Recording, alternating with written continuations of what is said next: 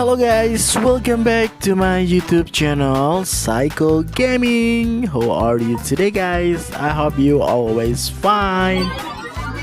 So today guys, we will play PKXD again, and it turns out that the update from Kurami has arrived. Guys, there are houses and also Halloween cards. And yes, the Halloween car from Kurami has arrived. So guys, let's just buy a car because the admin has not sent the house yet. And we will try to buy a car and try to get around the PKXD world. Wow, this is amazing. This is house, it's so amazing too. But the admins not send it to creators yet, so we need to wait for the moment guys. And this is the product in new event update guys, and we wanna try to write a Halloween card,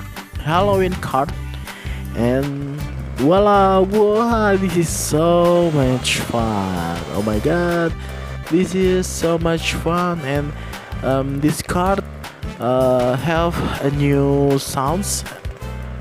It sounds like a real card guys, so this is so amazing guys. I really love this card. Oh my god, this is so much fun card guys. But I just riding alone in here and enjoy the moment alone in the night. And this is so fast. This is so fast. I mean, this is a really fast car guys.